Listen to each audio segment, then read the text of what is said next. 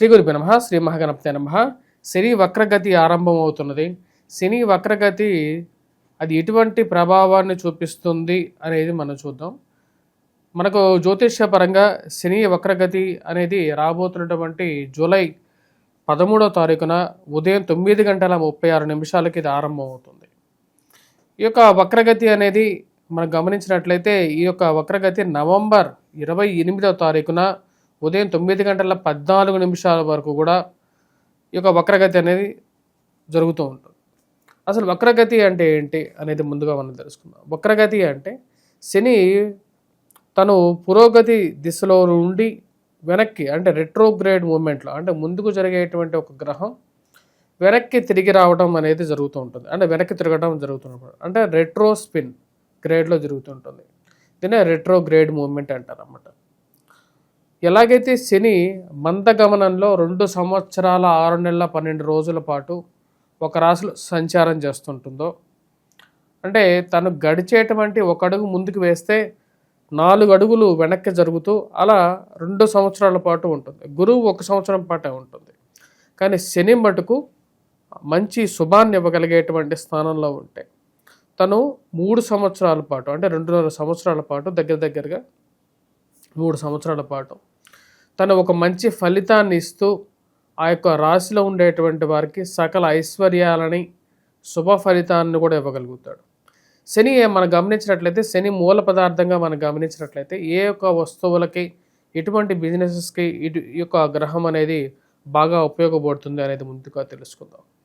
శని ముఖ్యంగా మనం చెప్పాలంటే మెటల్స్ ఐరన్కి బాగా ఉపయోగపడుతుంది, స్టీల్, దాని తర్వాత అదేవిధంగా వృత్తిపరంగా మనం గమనించినట్లయితే కార్మిక కర్షక వృత్తులు ఏవైతే ఉంటాయో అంటే వడ్రంగి పనిచేసేటువంటి వాడు, వాచ్మెన్లు కానీ లేకుండా అంటే ఈ యొక్క మున్సిపాలిటీలో పనిచేసేటువంటి వారు, రోడ్ కాంట్రాక్ట్ పనులు చేసేటువంటి వారు, బిల్డింగ్ కన్స్ట్రక్షన్ చేసేటువంటి మేస్త్రులు, సివిల్ ఇంజనీరింగ్లో పనిచేసేటువంటి వారు, వాటితో పాటు ఇక బిల్డింగ్ కన్స్ట్రక్షన్ చేసేటువంటి కూలీలు, వీరందరి మీద కూడా తన యొక్క ఇన్ఫ్లుయెన్స్ అనేది వీటితో పాటు ఎవరైతే పెట్రోకెమికల్స్ వాటి మీద కూడా దీని యొక్క శని యొక్క ప్రభావం అనేది ఉంటూ ఉంటుంది.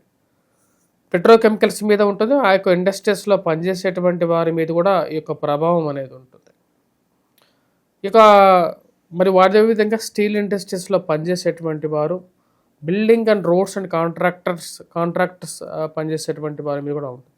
స్థానాన్ని బట్టేసేసి ఫైనాన్షియల్ ఇష్యూస్ మరి అదేవిధంగా వైవాహిక జీవితంలోనూ దీని యొక్క ప్రభావం అనేది శని యొక్క ప్రభావం అనేది ఉంటూ ఉంటుంది అన్నమాట.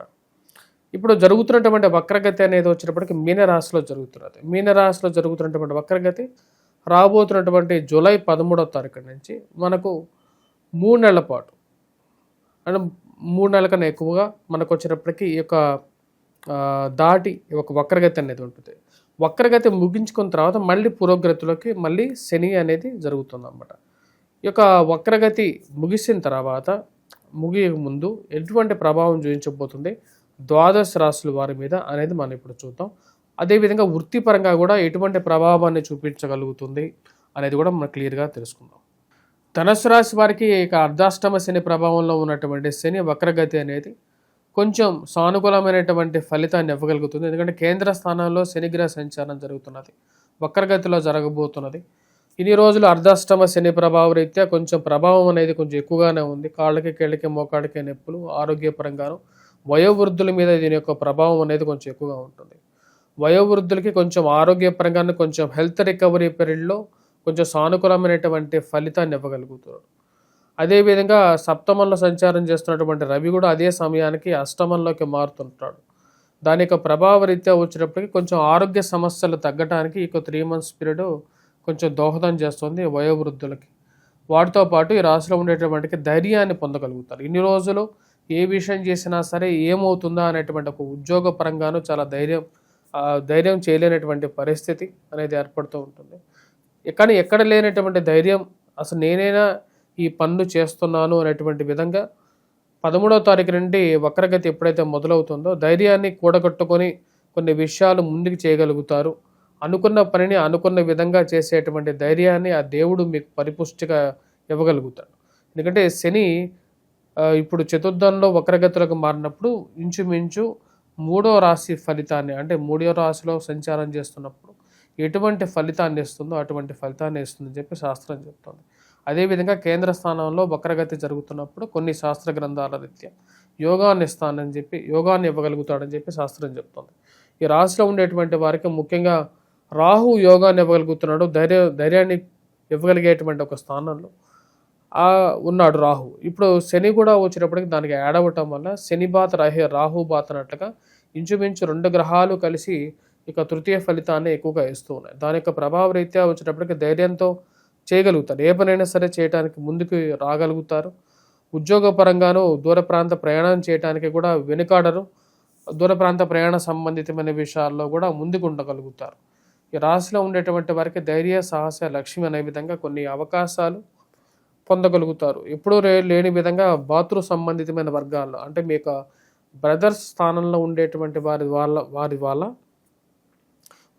అంటే అన్నలు కానీ తమ్ముళ్ళు కానీ అంటే చెల్లెళ్ళు కానీ అక్కలు కానీ వారి యొక్క ప్రభావం అనేది ఎక్కువగా ఉంటుంది.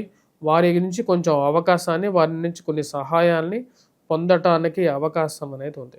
వారు లేనప్పుడు వారి యొక్క స్థానంలో ఉండేటువంటి వారు ఎవరైతే ఉంటారో వారి ద్వారా కొంచెం అవకాశాలు. అదేవిధంగా వయోవృద్ధులు, అంటే మీ యొక్క పెద్దవారు, ఇంట్లో ఉండేటువంటి పెద్దవారి యొక్క సహాయం ద్వారా కూడా మీకు కొన్ని అవకాశాలు, వారి నుంచి కొన్ని వారి యొక్క ఆశీర్వాదాలు మీరు పొందగలుగుతారు. ఈ రాశిలో ఉండేటువంటి వారు ముఖ్యంగా civil engineering, mechanical, electrical departments వారికి కొంచెం అవకాశాలు అనేది పూర్తిగా పొందగలుగుతారు.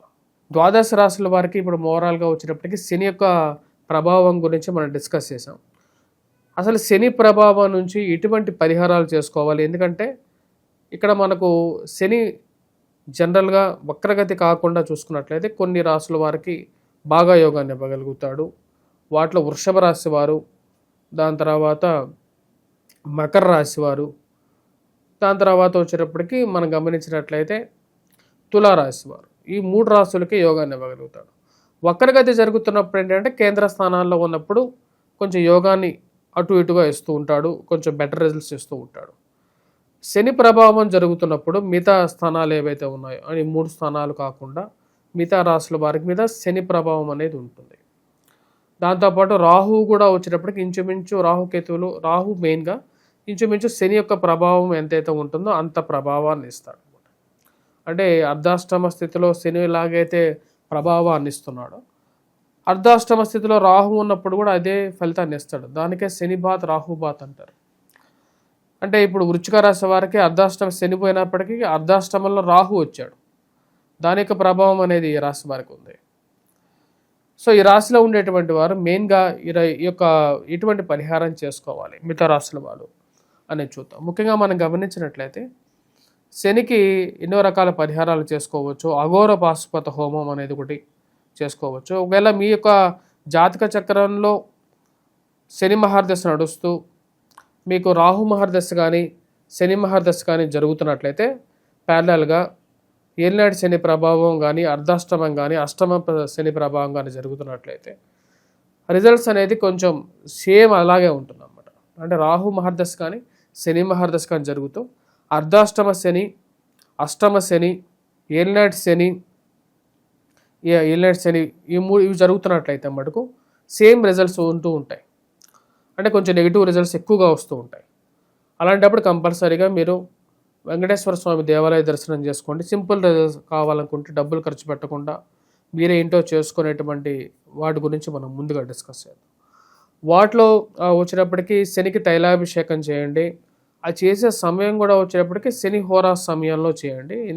ఒక రోజులో శని హోరా సమయంలో చేయండి. శనివారం పూట చేయండి.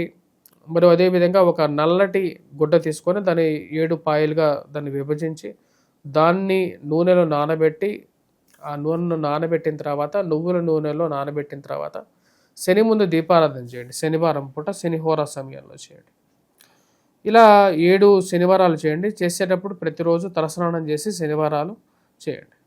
శనివారం నాన్ వెజిటేరియన్ డ్రింక్స్ తీసుకోవద్దు, వాటికి కొంచెం దూరంగా ఉండండి. ఎందుకంటే శని ప్రభావం అనేది ఇంకా కొంచెం ఎక్కువ అవుతూ ఉంటుంది. లగ్జరీ ఐటమ్స్కి కొంచెం దూరంగా ఉండండి. శని లగ్జరీని ఎక్కువగా యాక్సెప్ట్ చేయడు.